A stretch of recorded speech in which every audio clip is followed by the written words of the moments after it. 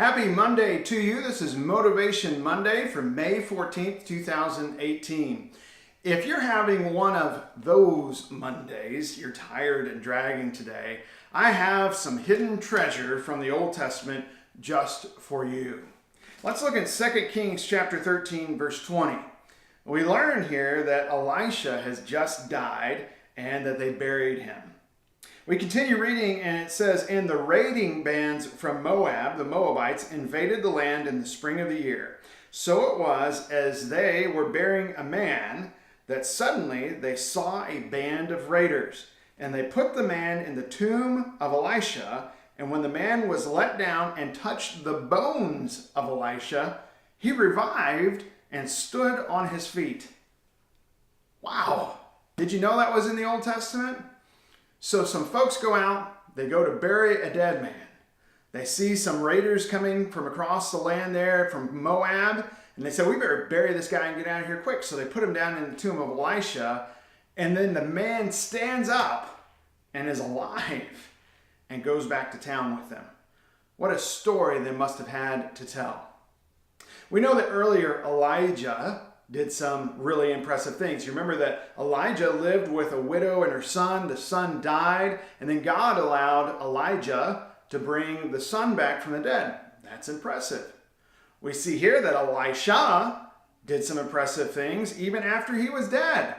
A dead man came into contact with Elisha's bones, and he was revived. But we know the ultimate is found in Jesus Christ. And I want to read for you a word picture that we find in Romans 6, talking about death and talking about life, talking about us. Starting midway through verse 1 in chapter 6 of the book of Romans, "How shall we who died to sin live any longer in it?" So we know right there that this is being addressed to a group of Christians, because only Christians have died to sin. That's something that we do when we change our life and we live for Jesus. "Or do you not know that as many of us as were baptized into Christ Jesus were baptized into his death? Therefore we were buried with him through baptism into death, that just as Christ was raised from the dead by the glory of the Father, even so we also should walk in newness of life." There's a message for us today. There's a motivation. Thinking back to Elisha and the dead man who came into contact with his bones, that guy had a story to tell. Well, we definitely have a story to tell too. Christ died so that we could be raised with him in newness of life. And we have a story to tell. There's a world out there who needs hope. There's a world out there that needs the love of God. And there's a world out there that needs this message. It's ours to take.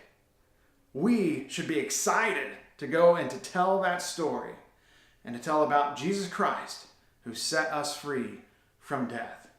I hope you have a great Monday. I hope you have many opportunities to reflect the love of God and to share his message of hope. And God bless you.